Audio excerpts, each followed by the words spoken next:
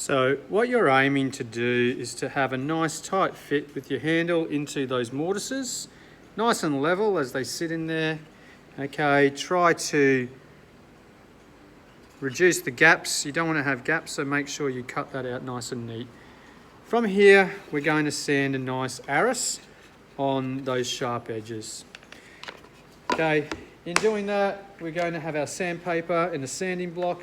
I have two different grits. I've got my 80 grit and my 120 grit sandpaper there.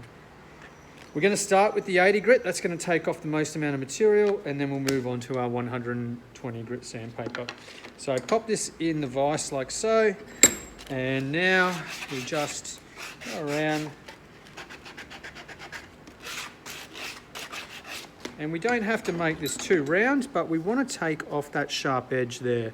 So we have something that's known as an arris.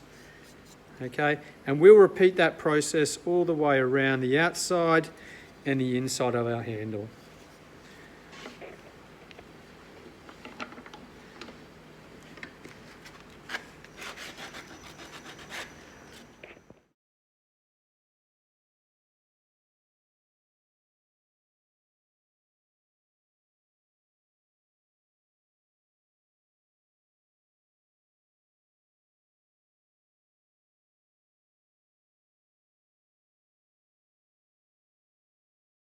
The next step is to start to prepare your timber to paint.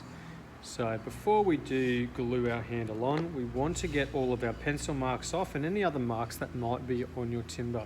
So that's both the base and your handle.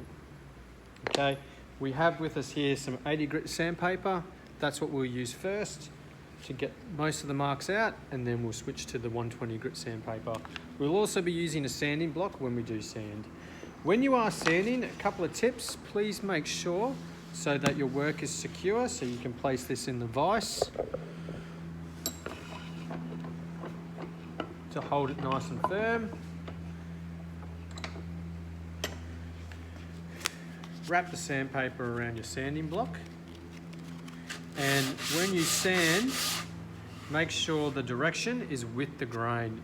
Avoid going across the grain in a diagonal, and definitely do not go across the grain. That will show all the scratch marks. If you sand with the grain, you're not going to see any of those scratch marks. So we want to try and sand this nice and evenly, and we do want to get out all those pencil marks.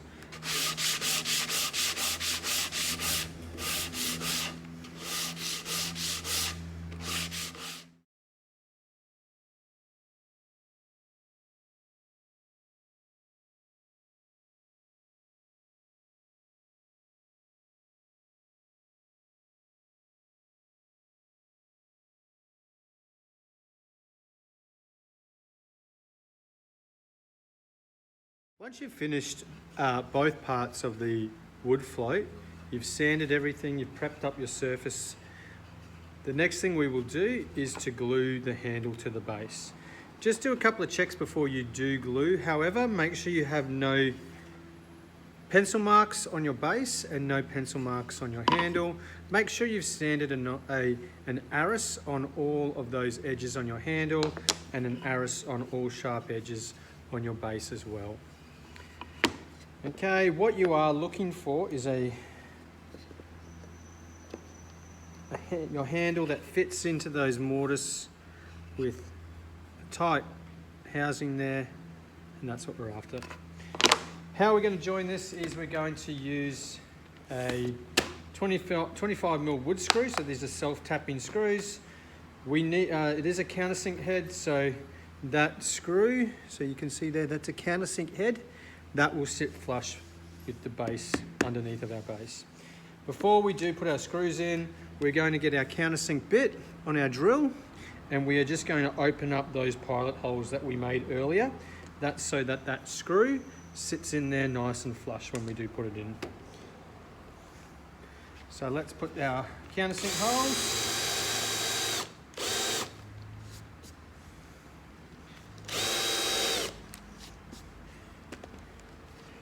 So you can see the countersink hole, that just allows our screw to drop into that pilot hole nicely. Grab your handle and put that into the vise. We're using PVA glue here. Okay, so we're going to add some of that PVA glue just onto the feet there, a little bit there. Make sure you have enough, don't waste it, don't put too much on there, but make sure you have enough.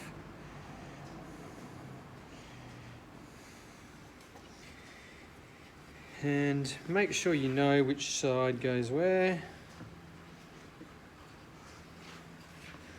Okay, that in place. And now using your impact driver, okay, and just very carefully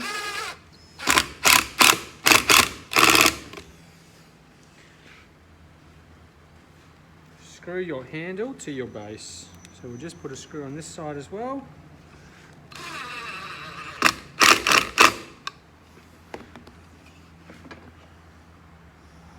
Okay. If you have any excess glue, just grab a rag, a wet rag, and wipe away any of your excess glue before that dries.